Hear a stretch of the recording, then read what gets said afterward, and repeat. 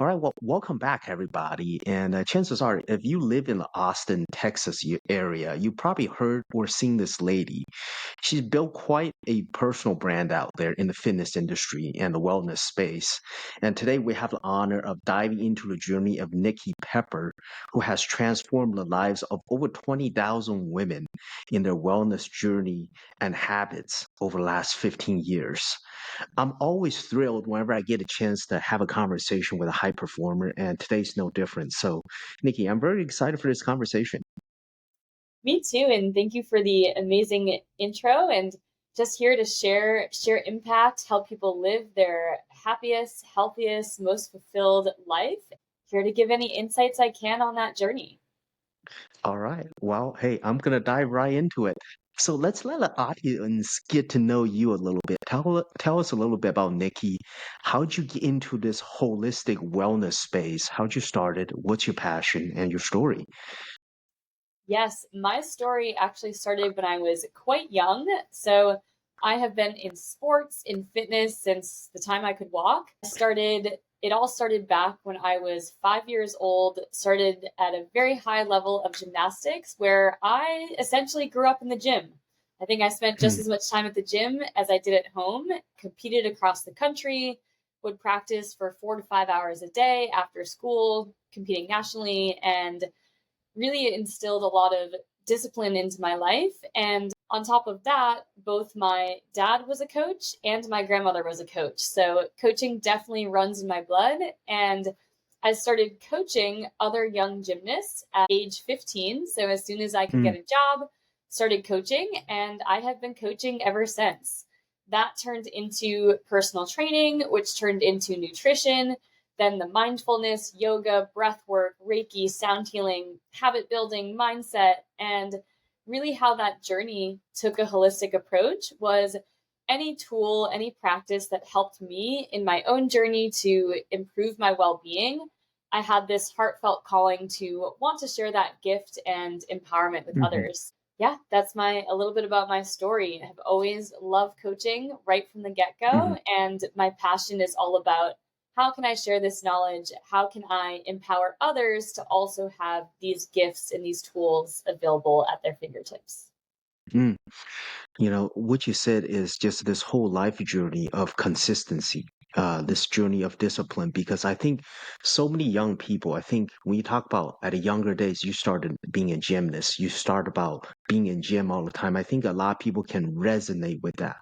But somewhere along the road, maybe it's in their adolescence, somewhere maybe after one big heartbreak, somewhere after one career change, somewhere after one traumatic life event, everything just either downward spiral, they start pivoting, or they start living a maybe a plan B version of their childhood dream.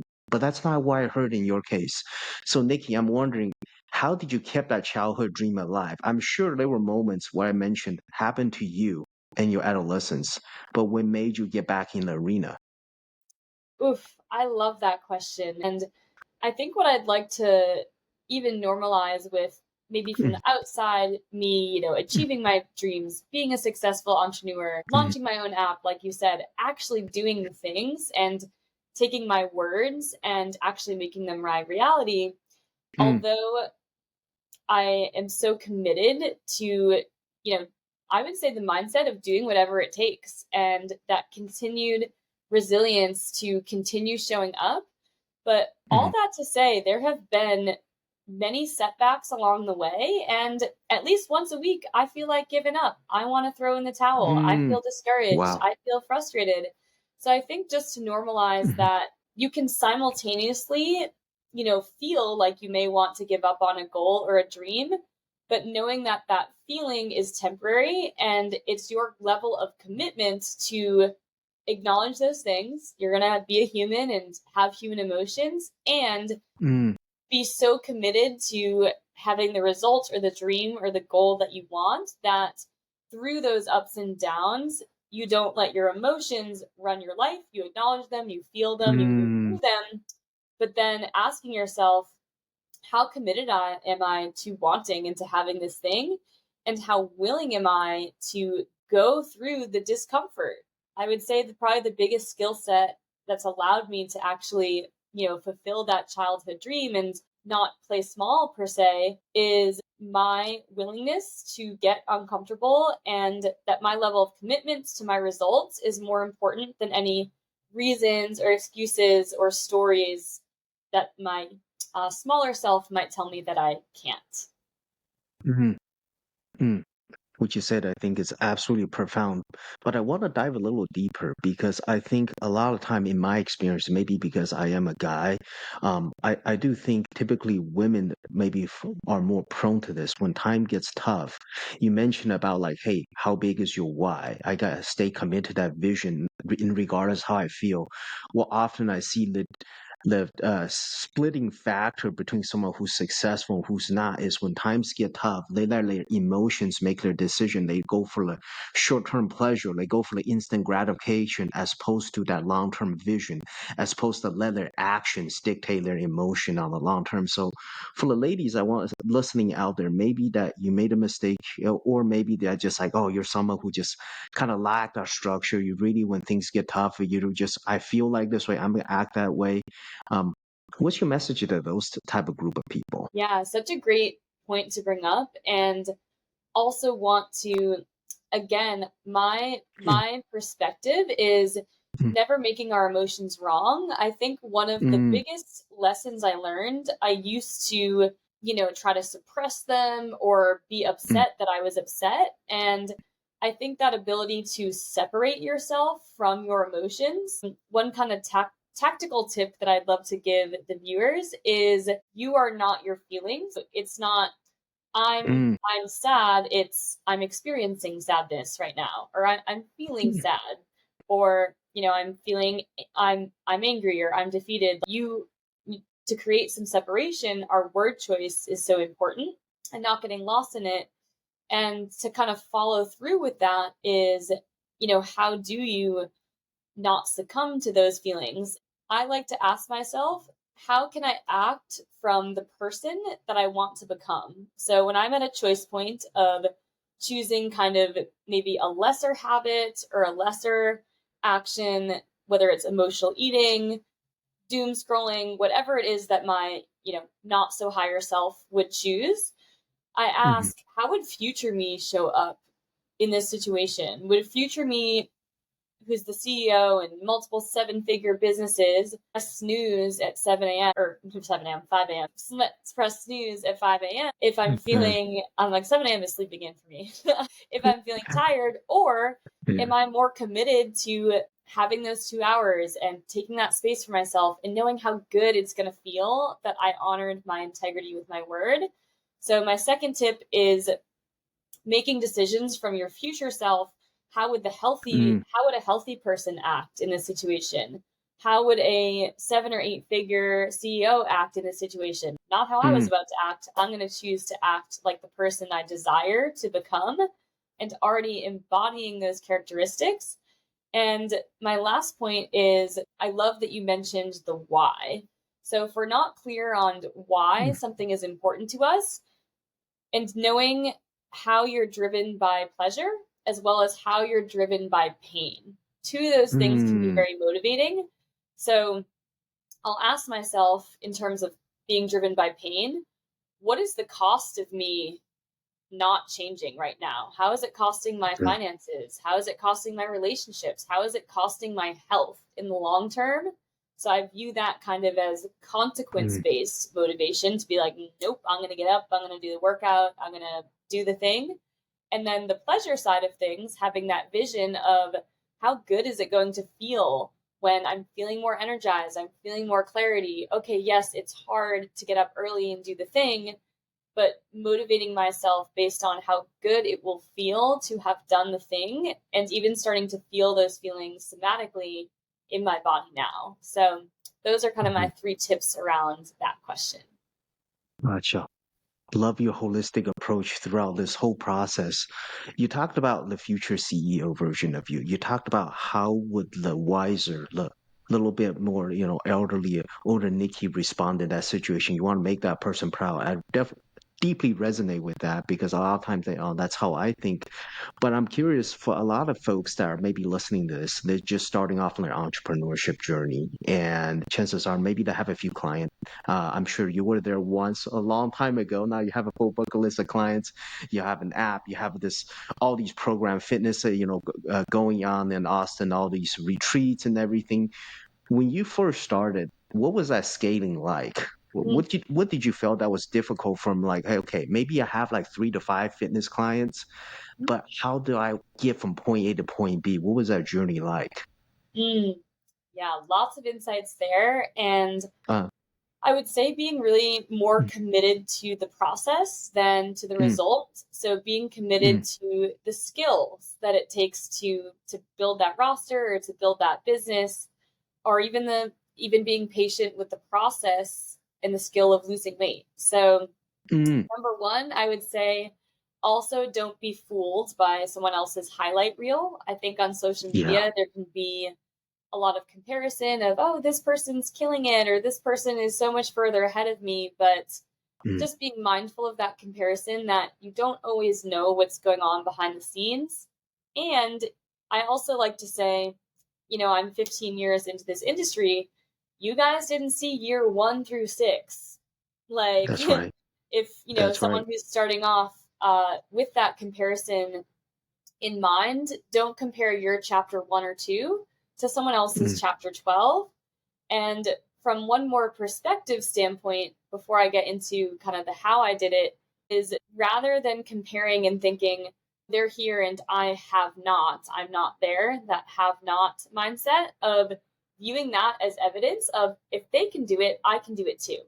And viewing mm, that comparison more from inspiration versus feeling like you're not there yet. So knowing that you are mm, just as smart, just as capable in today's world, we're so resourced with the internet, with AI, with different things that you can learn pretty much any skill. So it's just a matter of persistence and patience and having that mm, clear sight of the vision that you're looking to build.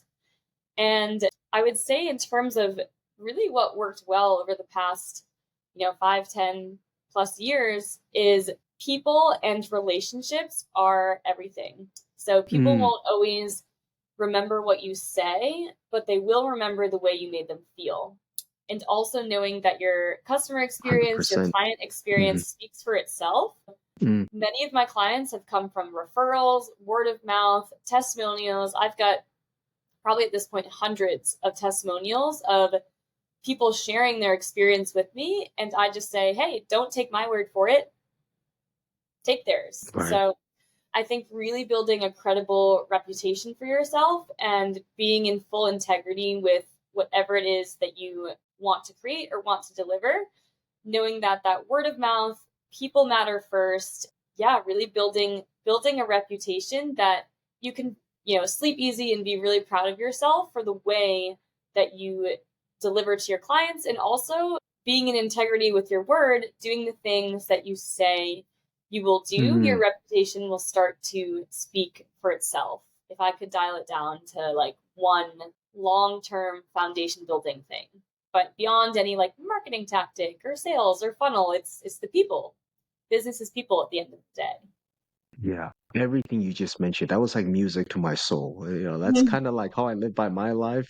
And what's ironic about what Nikki just said, that's actually how we met. It was through mutual referral. And usually I kind of vet people, well, are they right for the show? What's their background? What do they believe in? But when this mutual referral is somebody we both trust very deeply, all right, I got to get her on the show. And then here we are in this amazing conversation. Well, Nikki, I can talk about business all day long because that's my background, but I'm more interested in hearing your background in the whole wellness space. Mm, And earlier you mentioned like, hey, 7 a.m. is sleeping in for you. I'm curious for the people that are just kind of like, you know what? I've always been a night person. I just operate better at nighttime. mm, Is morning routine a must have for everybody in terms of this overall health and wellness journey? Or can you give some slack to say, okay, I'm a night owl. I'll give you some flexibility there. mhm. Yeah, I love this question. And I think this is such a great segue. And Mm, what I find so interesting too about even the business things we talked mm, about is how you do one thing is how you do everything. mm, The way you show up for your health translates to your relationships. The way you show up for your health translates to your business. That being said, for this specific question, I'm actually going to give probably an answer you're not expecting is Let's hear if it. you are a night owl, awesome. Do what works for you. Every body works differently. There's a balance between, am I working with my body or am I giving myself an excuse or an out? But I've always been a morning person, and what I would encourage our viewers to sit with is really trusting yourself. Of I find that my energy is highest in the morning. Yes, it's Mm, still challenging for me to wake up early, but over the years, I've learned what works best for me. I've tried later nights, I've tried later mornings, early mornings. When do I feel the best? So if someone's genuinely a night owl and they find themselves sleeping till 8 a.m., but they do their workout at like, I don't know, 7 or 8 p.m., and then they're feeling creative and maybe they, do just better at nighttime. I think it's not making it wrong that that's what your body is needing. So probably different than what many people might say about the morning hours and the mm. 5 a.m. club, and that's how all the successful people do it. I think it really Yeah. depends, and that's actually a lot of my advice in general. High carb, low carb, like high fat, Mm, low fat, like strength training versus this. I'm like, it depends. I don't know what works well for you, and I think mhm, that leads into one of my bigger philosophies of there's no one size fits all approach, there's no cookie cutter mm, approach. If you ever hear anyone in wellness say something very black and white, that's like a red flag to mm. nothing is all good, nothing is all bad. I might have my belief and what I think scientifically works best even for training, but if someone's more into cycling or someone's more into dance, if someone says that's wrong and this is right, or that's just something to be wary of. There's no all or nothing. There's a lot of gray area of what's the best method. So just being mindful of what's best for you. Yeah. Love that. And on that note, what you just said, really made me a reminder of my own health.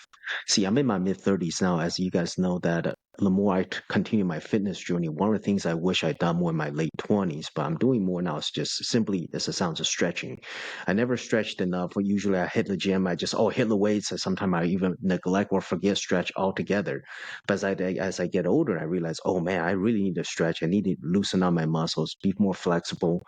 So you've worked with 20,000 women, probably more than that, in all honesty, with all the classes you taught over 15 years. I'm curious, I know everybody's got personalized approach, but is there some theme or is there some trends that you see that people wish that they'd done more in their younger days that they're picking up now? So maybe we can save that headache for, some listeners out there. Yes, definitely. Mm. And I love that you're speaking into longevity and Yeah. sustainability in that long game. Anyone can like get fit fast, lose weight, whatnot, but at what cost? Mm, I love that you asked the question around mobility and stretching. mm, So I do have a particular philosophy that I find to build resiliency and joint strength and really have your joints healthy for longer. mm, I'm certified in a practice called functional range conditioning. And my best analogy for this is flexibility and mobility are actually two different things. So mm, I'm going to speak into yoga a little bit. And again, I also instruct yoga, so not making it wrong. But what I've experienced is a lot of yogis are super flexible. They can bend, they can do the things, but their lower back hurts, their wrists are bothering them. mm, And really, what mobility is, it's having strength in an extended range of motion. So if my, elbow can move here, but it's not mhm, strong, this joint is taking a lot of mm, pressure. But if I'm strong in my furthest range, my joints are safe, they're protected. And the way to do that is through basically flexing through your stretches. That's my kind of hard to demonstrate on this call, but when you create sure. tension, it's a combination of strength and flexibility is going to simply put gain you that resilience, prevent injury, prevent any wear and tear, prevent anything from kind of eroding. So just being mindful that you want to be equally strong as you are flexible. If you're super strong but really stiff and your joints hurt, that's not helpful. If you're Hmm. super flexible and bendy wendy but your back hurts and you're not strong, what happens when, an injury happens? So Right. that It's gonna balance in topple the over. middle of Yeah. equally strong, equally mobile is where I find people are thriving and just feeling their best for the long term, able to pick up their grandkids, hike, do the activities that you're doing in your 30s well into your Hmm. 60s and 70s. That's the ultimate goal at the end of the day. Yeah. And it's just so unfortunate in today's world. I think so many people are, you talk about, hey, don't get impressed by someone's highlight reel early in the conversation. I think it's so much when it comes down to fitness, or, oh, I want to look strong. I want to look great. Summer is here. Gotta put on bikini. I gotta take the shirt off, or whatever the case might be. But you're really just kind of focusing on one area. We've all seen those people at a gym. They got massive upper body, but they got tiny legs. It's just like they look very disproportional, and doesn't look quite good. And on that note, you talked about the things you can do in your 30s, leveraging that and then go well into your later years in life. So, do you think you've trained people from all over ages? If someone kept up with their health consistency and assuming no catastrophic mass, no car accidents happen, they were able to keep their full range of motion at 30 well into later years in life. If so, any secret ingredient you like to share? Yeah, I actually have a couple clients very specifically that come to mind that, Mm, it's really the how you do one thing is how you do everything. Had mm, this client, he was the CIO of one of the world's biggest cruise lines. Like this guy had more on his plate than anyone that, sure. has any excuses. He would, I would say the biggest thing that set him apart was his commitment to showing Mm, up no matter what, his consistency, his dedication, and really how much he valued his health. So we trained every single day, Monday through Friday at 6 a.m. He would wake up, he had a really wild schedule. He would wake up at 4, he would learn German and Spanish, go on a 5 mile walk, and then take a mhm. couple phone calls and then come train with me at 6 a.m. And this guy Wow. was 67, bench pressing, doing the stretches, all of the things. And again, it's not about doing more or doing things that are extreme, but speaking to that consistency, I think the secret sauce is actually about doing less, but doing it on a more consistent basis. So Mm, I think speaking into, get the summer abs or get the ripped body, it's okay, you can do that if really go for it and at what cost. But what can you do in more of kind of a micro dose of 20 minutes a day? Maybe I'm moving 20 minutes a day every day. I'm not overdoing it. And I can do it when I'm on vacation. I can do it when I have a busy mhm, day. I can do it when I have an easy day. So the mhm. secret is finding something that you can sustain and commit to on both your best days and your worst days. And the last part of that secret is when something is a part of your identity and you value it as a priority, he Yeah. could have had many other priorities take, Mm, trump over his health, but he carved out that 6 a.m. time Monday to Friday because he knew how much it would impact the rest of his day. And he's just a person who wakes up early and gets his workout done. It's just what he does. And because it became a part of his Monday through Friday routine every single week, it was no longer a thought. It just became, I wake up and this is what I do. And that takes time to build, but committing to that process of sustainability is the key to longevity. yeah. I think again in this conversation, we mentioned importance, the aptitude of sustainability and consistency. I gotta imagine there are quite a few clients that come to you. You know they're capable of something great, but they're missing that consistency part. So you as a coach, you've witnessed so many people over the years. Is that consistency, is that identity something that comes from within, or is that something that maybe you can help a little bit from outside as a coach? What are your thoughts on that? Yeah. And I think if I could pick the number one word that comes up on Mhm. every single intake form, it's consistency. I'm looking to be Yeah. more consistent. I start, I stop. And Mhm. It's a tricky question to answer because I find that in coaching, I can't want it more than the client wants it. So I only work with True. people who are super ready, committed, like willing to take action now. And I think with that, having the right guidance, having that accountability, picture me as like the guardrails. I'm kind of keeping Mhm. them between, the bowling ball might bounce back and forth. They have to meet me at least halfway. And Yeah. that being said, they're going to fall off. And I'm there to kind of take them back, to like put them back on track. But it does take mostly a level of wanting it for themselves and being committed to like sticking with it long term. And one thing that I tell people is in terms of, so my minimum commitment to work with me is 4 months because Mm. sometimes people can get really confident 6 weeks in. They're like, yeah, I'm feeling good. I'm really consistent now. I've got it. Like, I don't need to coach anymore. I'm good. That's all good until life will life. So, what happens when things get really hard? And then you do Right. fall off track. So, even myself, fall off track. It's not about being perfect. It's about what is your ability to bounce back? What is your ability to get back into routine? Because there's going to Mhm. be certain weeks where like life will happen. And Mhm. what's most important is not allowing that to be like the period. It's allowing it to be more of like a semicolon. And oh, okay, Mhm. now I get back to it. And having a coach allows you to kind of have that hand to pull you over the hump. And as long as someone is committed and willing, I can guarantee that in 4 months, they are going to be consistent. Mhm. And my ultimate goal is for them not to need me and to then have that self trust that they can get themselves back on track. But in anything less than 4 months, and even that is short, I can't promise that identity level shift of them being the person who can trust themselves to get back on track without some hand pulling. Gotcha.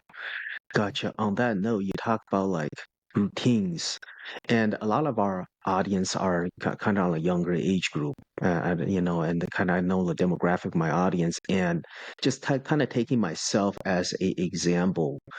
Very rarely do I meet someone like you who does everything. Yeah, you do everything from strength training, fitness, yoga, meditation, sound bath. But I will say the area that I've only done once in my life is sound bath. So I'm curious if I can ask you a little bit more about that. Also, for my audience who's kind of new to this space, what is sound bath, and how does that improve overall wellness?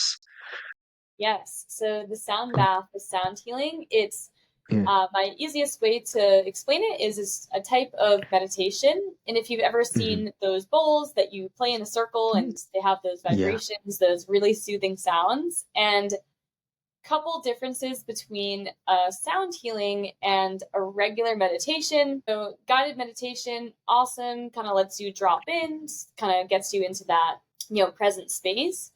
But when you add the element of the sounds, the actual vibrations get in resonance with your brain waves. So, if you think about the brain waves throughout the day, we have the high Hmm. brain waves when things are moving, and then they slow down, they get bigger and slower as we get into that more sleep dreamlike state. And Hmm. what happens with the mind and with the body is sound healing just drops you into that deeper, slower brainwave state, which Mm. I would say amplifies or exponentiates the level of results that you get from more than just a meditation of just words or music, because your brain is getting into that deep restorative state where your subconscious is able to really process those things. And typically during my sound healings, especially during class, at least one person falls asleep every single time. Wow. And it's because they're so relaxed that Yeah. now everything that's processing can actually process smoother, easier, and without any exertion from like the conscious mind. So it's a little top level difference between just a regular guided meditation and then incorporating those sound waves of the singing bowls.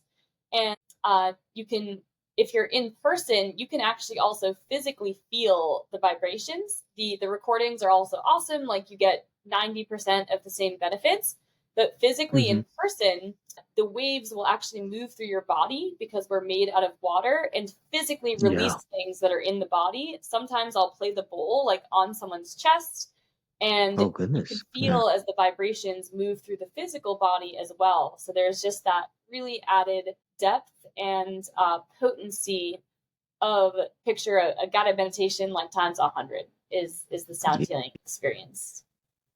So the only, I think, unfortunate part, because you're located in Austin, or Texas, they got to be there to kind of experience that to be part of your class, right? Or is For, there a way for they the can in do this person, online? for the Yeah. in-person stuff, but I will say Mm, again, uh, 90% of it you're gonna get mm, through the recording, through the mm, you yeah. can still kind of feel and hear that Hmm. way. And again, about 10% of it, because I cannot physically put a bowl on your body Sure.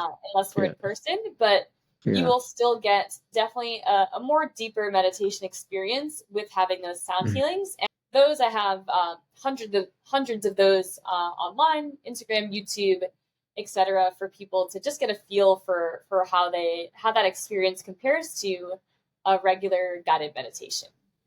Yeah. And then speaking of online, you've even taken your business to a whole nother level because I've seen people that do coaches, I've seen people that do classes, and then you've developed an app which I came to use, I came to like, called Life with Nikki. So could you tell us, elaborate a little bit more? What's the vision behind this app and how does it serve people in their overall wellness and health? Yes, my app Sure. is definitely my biggest passion project that has taken over Mm. 4 years to build. Truly, when I take Wow. into account all the time of filming and producing and building it, a lot of videos, a lot of actual blood, sweat, and tears went into the filming of those videos. Really, my goal with that is I wanted to make health and wellness accessible to anybody of all backgrounds, all demographics, all financial situations in any location across the globe. So I have a global mission to impact as many lives as possible. And what I found was, only maybe like 2% of the world, if that, can afford to have a personal trainer, can afford to have Mm. a nutrition consult, can afford to have access to mental health resources, to be supported and in community. And I don't think that health or finances or location should be a barrier to people having access to these tools.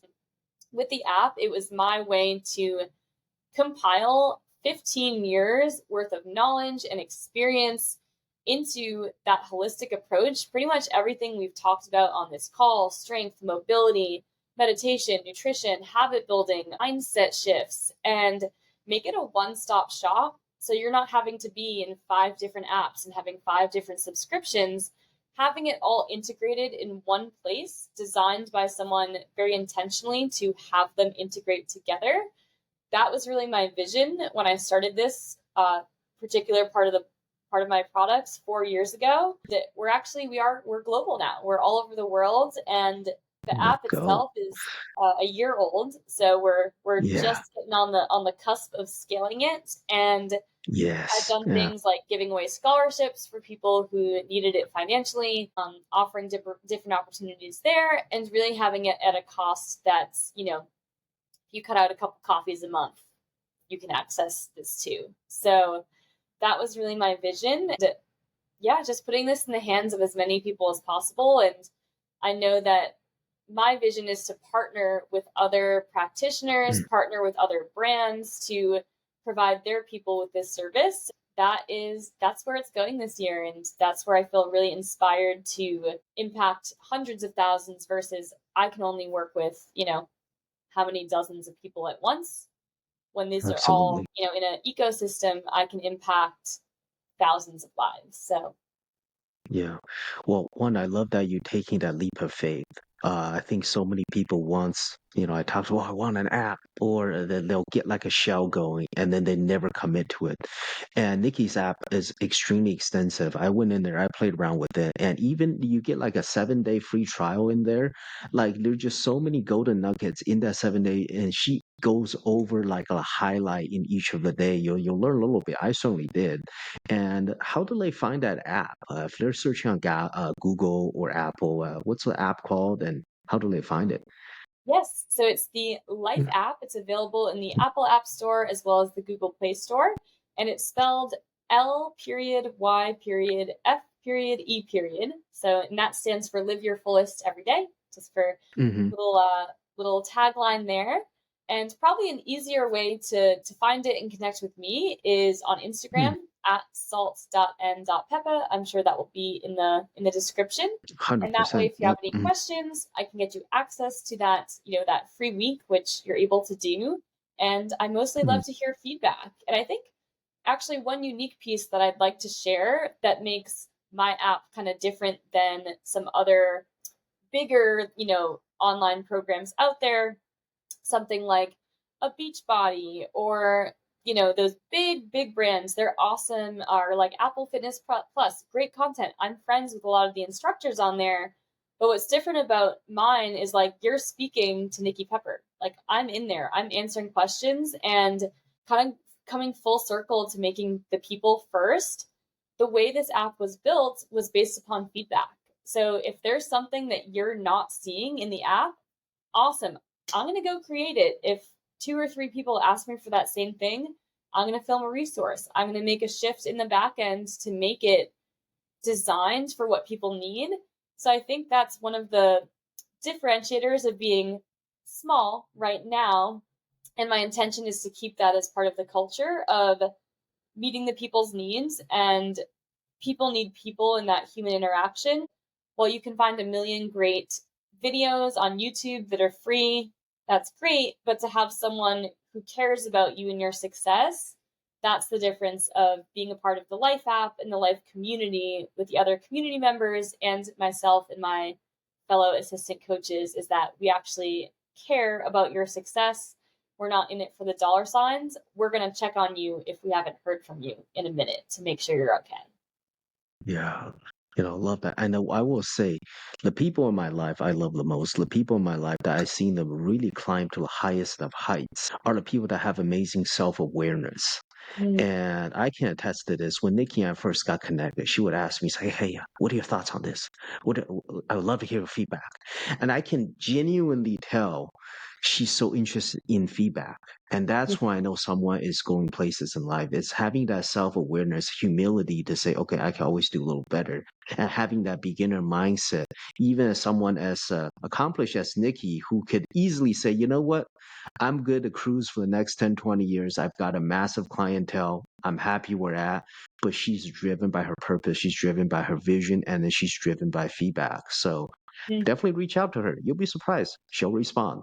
Yeah. Yes, I'll Yeah. answer right back. I love it. And I Yeah. think Yeah. that's a great, yeah, kind of like if I could give even a takeaway on feedback in any aspect of life, wellness, health, business, Yeah. relationships, it's the best way to learn to grow is just to be open. And I think getting feedback from people you trust and people you value who have your best interest in mind, we can't see our own blind spots. And Mm. although sometimes it can be hard to hear, I would rather know if I have food in my teeth and like no one's telling me, like be the person to tell your friends, like, hey, Yeah. I love you and I think you could do a little better. So I love that as a last takeaway for people to Mm. be open to feedback, give feedback. I love to hear it, and I'm here to Mhm. just improve the experience and even more importantly, just constantly improve how I show up as a human being. Yeah. So on that note, you talked about showing up as a human being. You talked about that engagement, that care piece. You've dealt with thousands, maybe, well, tens of thousands, maybe hundreds of thousands, but in the last 15 years. I'm wondering, is there a hidden talent or hidden attribute that people have, but they don't see that they possess yet in their overall success when it comes down to wellness, fitness, or I guess anything? So a lot of times that we don't get, we think small, for example. So I'm Mm. wondering if there's a hidden talent you see as a trend in people over the last 15 years that a lot of time they just don't see it in themselves. Wow, such a profound question. I Mm. think the first thing that comes to mind is that you know more than you think you know, and you're Mm. more capable than you think you are. So, one of the most common things that shows up on coaching calls, to be totally honest with you, like people already know the answers. It's just a matter of implementing it. So, oftentimes, I'm just asking the right questions. And like you probably already know what to do. And I think probably the biggest gap of where people are is that self-belief and that self-confidence. Really being able to like trust yourself that you can do it, you can do hard things, you're capable, Mm, you're smart. Everyone of my clients that I talk to is so capable, so intelligent, like so driven and committed. And I guess to kind of bring that light forward in people is I'm mostly just a mirror to like remind mm, them how capable they are. And so, one kind of self tool that people can turn to is remind yourself of all of the past evidence of all of the challenges you've overcome, because every human's got a real tough story. Like, we've all got some stories to tell.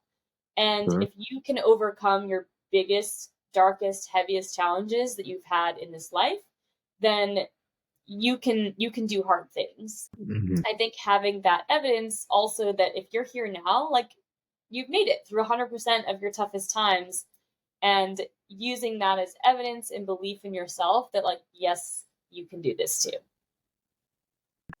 Nikki, thank you so much for this conversation. So many great takeaway right here. Awesome. All right, so I'll stop the recording now.